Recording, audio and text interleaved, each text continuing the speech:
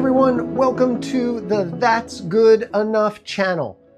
Do you ever want to learn something new, but you just get overwhelmed? Maybe it seems like there's too many steps, or it's too time consuming, or it's too complicated. Well, this channel is all about helping you learn how to do new stuff. So each episode, we're going to go on a journey together where I learn how to do something new and show you all the shortcuts so that you can get it done faster and save time and get over that potential fear that you might have about doing something new. So let's jump right in. And today, the very first thing we're going to talk about is how to learn how to do something new, right? So we're going to break this down into 5 easy steps. Let's jump right into step 1, and that is, what do we need to do? The first thing that we need to do is define what we need to learn. Is there anything that we already know? We could use that as a jumping off point, right? And then we could just focus on the new things that we need to learn. So sometimes you're learning something and there are some things that you already know. There's a certain amount of knowledge you have, and you can use that as a foundation to help you when you're learning this new thing. Now, maybe it's something you have no idea about at all. That's kind of how we're going to talk about things today, as if you have no idea what you're doing, you don't even know what to look for or how to begin. That's going to put us into step 2, okay? We know what we need to learn. We need to learn everything, right? But remember, we're just getting good enough. We don't need to be experts at this. We need to be good enough to be proud of what we're doing and for it to be quality work. That's it. All right, so then step 2 is we need to start searching for what we need to learn. Now, I don't need to say that Google is the most obvious place to begin your search. But what do you do if you don't know what to search for? So the first tip is just to start searching for what you think you should be searching for. Okay, use phrases and terms that you think apply to this topic. You're wrong, you know you're wrong, but what you're trying to do here is you are trying to narrow down your search results to find the proper things to be searching for. So this might take a few minutes and a few different kinds of searches, but what you're gonna find is you're gonna start hitting some words that seem like they are appropriate to the category. And these should be pretty obvious. And you can insert your new terminology into your search field, and that'll give you even better results. Now, the second tip that I like to use a lot is I like to restrict my searches to a specific site. So maybe there is a specialized forum that exists for this topic. Maybe there's several forums, or maybe something like Reddit that you want to restrict your search to. So you can use the Google Site feature to restrict your search just to a specific site. And what that will do is it will only search that site with your search terms. And then you won't have to filter through a whole bunch of other sites. You're only going to get information from there. The second place I like to go to help me with my searching is an AI chat assistant like ChatGPT or Gemini or maybe Copilot, some sort of large language model that I can talk back and forth with that can help me narrow down what I need to know. Now, ChatGPT is what I use the most, and that is a great jumping off point for learning a basic foundation of information. It really helps me a lot to get a general understanding of a certain topic that I don't know much about. And from there, I can use that to expand my knowledge on.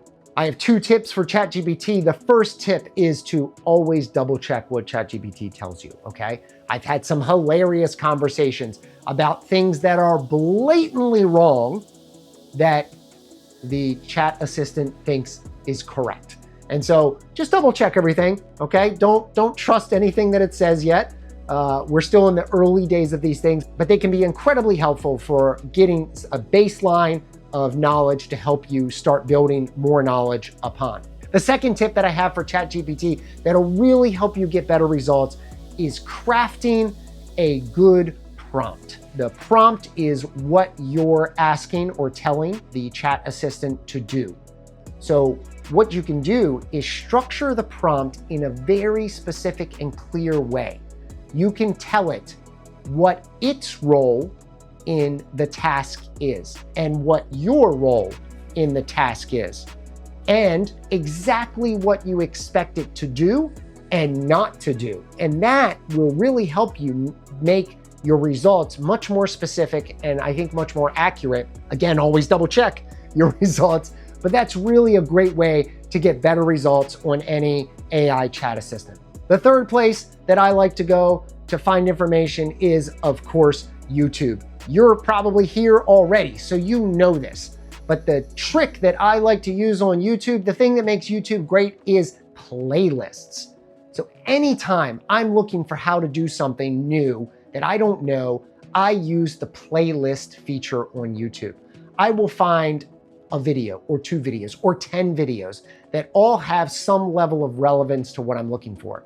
And every time I find the video, the first one that I find, I hit the save button right there below the video, and it'll pop up a little window and it'll let me save it to an existing playlist or create a new one.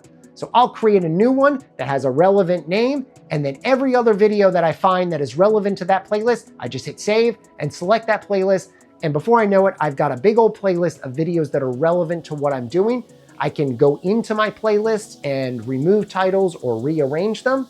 And then when I'm doing my task, I can have my phone or my tablet with me, and I can have that playlist up and I can just jump into videos to reference the source material that I used to learn.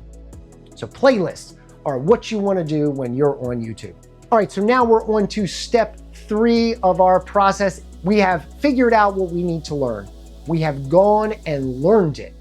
And now we are going to make a list of what we learned relevant to how to accomplish our task. So basically, we're making a step-by-step list of how to do the thing we want to do. If, for example, you're building something, you could have a step-by-step list of what you need to do: measure, cut, put it together. You could have a list of all your supplies that you need to buy from the store. My big hack here is I use Apple Notes for this. And inside of Apple Notes is my favorite thing, and that is the checkbox list. So when you create a checkbox list in Apple Notes, it will create a little checkbox next to it that when you complete the task, you can click it and it will put a little check next to it so you know that you've done that step. Now, the checkboxes have 2 different ways that you can organize them. There's the standard way where you just check it and it checks what you've done. And there is the self-organizing way that you can change the setting on a list for to be self-organizing, which means when you check the box, it moves that item to the bottom of the list. And now your top of the list just stays with things that haven't been done yet.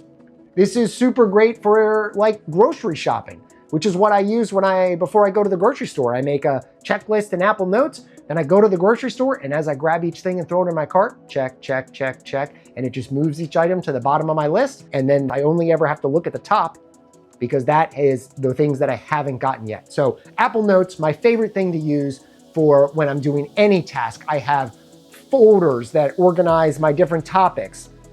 And then I use my checkboxes and I drop other information in there.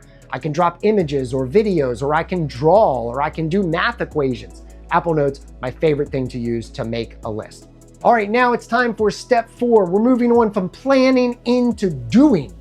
And that's what step 4 is. It's super simple. It's the doing part of what we are trying to accomplish. This is where we're gonna take our list and then we're gonna go do our thing and we're gonna accomplish it. Now, along the way, big caveat here, okay? Klaxon alarms, sirens going off, okay? You're doing your thing and something goes wrong. That's okay. Maybe that's not what you want to happen, but that's probably what's gonna happen.